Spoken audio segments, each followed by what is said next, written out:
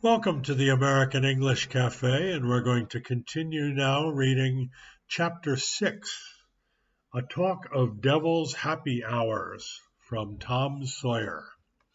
Please read along, listen very closely, and repeat. The next morning, Tom was very sad. This was the beginning of another week of slow suffering in school. He usually began this day wishing that there had been no Saturday and no Sunday. Because of them, school seemed more painful to him. He lay in bed thinking, if he were sick, he could stay home. He thought carefully about all the parts of his body, but he could discover no sickness. Then he looked at his foot. His foot had been hurt. He had an idea. He began to cry as if in pain.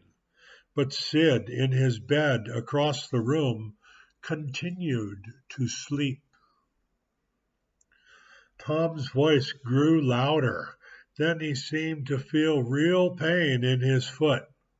No result from Sid. Tom said, "Sid, Sid," and tried shaking him. This time the result was good.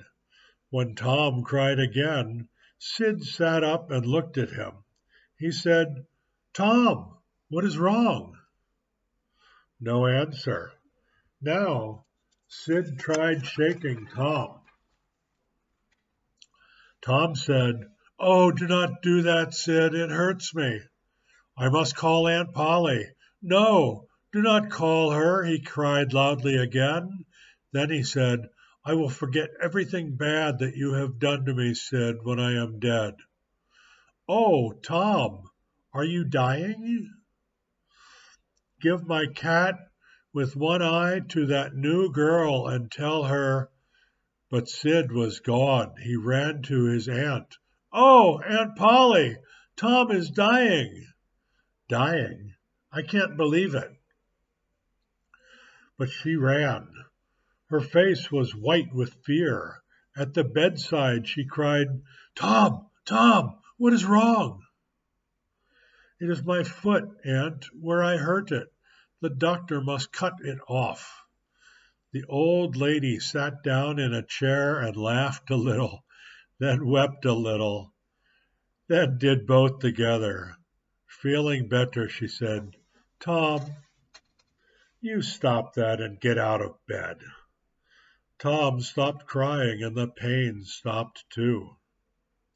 Then he walked to school. As he walked to school, he met Huckleberry Finn.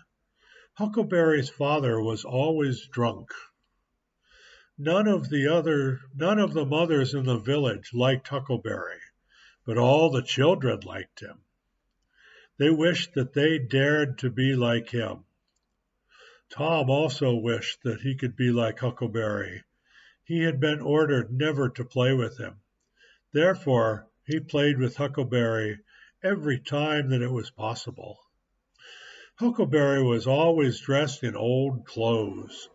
The clothes were always too big for him. His hat was full of holes. The bottom of his coat touched the ground. He came and went as he wished. He did not sleep in a bed. He did not sleep in a house. He did not go to school or to church. He could go swimming or fishing when and where he might choose.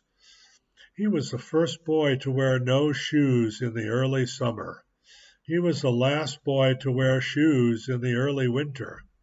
He never washed. He had everything that any boy could desire. Tom said, "Hello, Huckleberry." "Hello yourself." "What is that?" "Dead cat." "Let me see him, Huck. Where did you get him?" "From a boy." "Why do you want him, Huck?" "To take off these warts." Huckleberry showed Tom the small spots of thick, hard skin on his hands. "I take them off with a bean, Huck."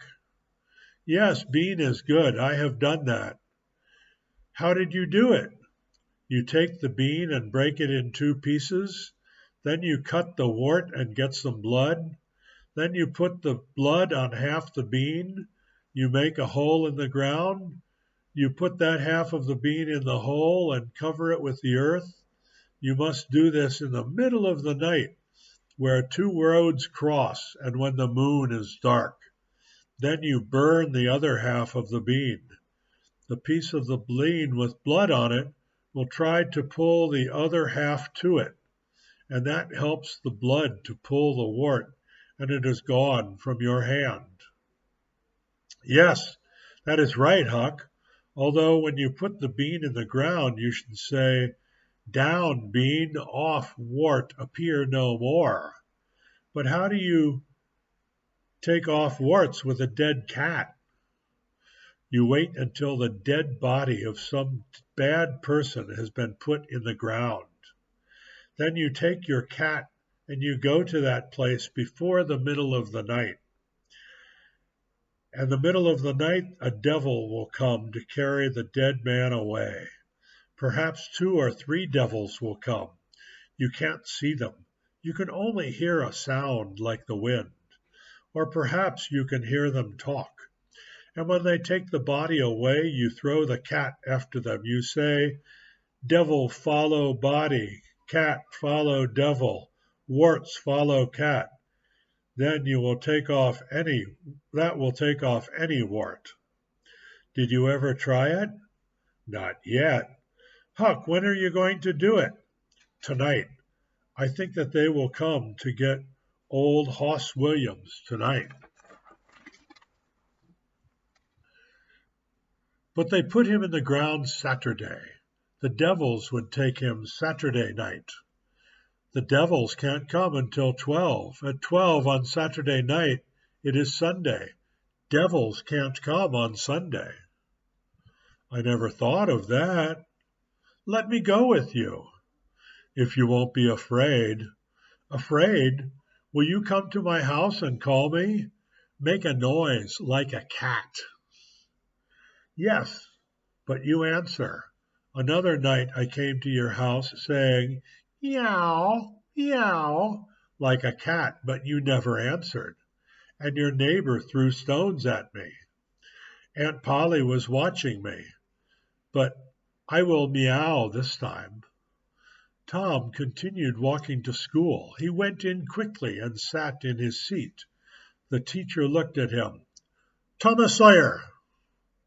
Tom knew that trouble was coming when his whole name was used. "Why are you late again?" Tom looked around the room. He saw the new girl. No girl sat in the seat beside her, and girls sat in all the other seats in the girls' side of the room. He said, "I stopped to talk to Huckleberry Finn." All the children looked at Tom. It was very foolish to say that to a teacher. "Thomas Sawyer, I never heard more surprising words. Take off your coat." The teacher had a supply of thin branches cut from a tree. He used and broke several of these while beating Tom's back. Then he ordered, "Go and sit with the girls." The new girl turned her back toward Tom. Then after a short time she turned toward him, and she saw an apple on the table in front of her. She moved it away. Tom gently moved it toward her. She moved it away again. Tom returned it. Then he let it remain where he had placed it. Now Tom began to make a picture on a piece of paper. He held one hand over it while he worked, and the other, and she could not see it. She tried to see. He seemed not to notice her interest. Then she said, "Let me see." He showed her. It was a picture of a house. It was not good, but she thought that it was. "It is nice. Now make a man." The man was bigger than the house. "It is beautiful. Now make me." He made a picture of another person. "That is very nice. I wish that I could make pictures." "I will teach you. At noon. Do you go home to eat? I will stay if you stay. Good. What is your name? Becky Thatcher. What is yours? Oh, I know. It is Thomas Sawyer. That is my name when they beat me. I am Tom when I am good. You call me Tom, will you? Yes. Now Tom began writing something, hiding it with his hand. She asked to see. Oh, it is nothing. You do not want to see it. Yes, I do. You will tell what it is. I promise never to tell. Oh, you do not want to see. I will see. She put her small hand on his, and then Tom let her pull the writing away. She read these words, I love you. Oh, you bad thing, and she hit his hand, but her face showed pleasure. At this moment the boy felt a hand on his ear and pull it, lifting him from his seat. He was returned to his usual seat. The whole school laughed, but although Tom's ear hurt, his heart was joyful.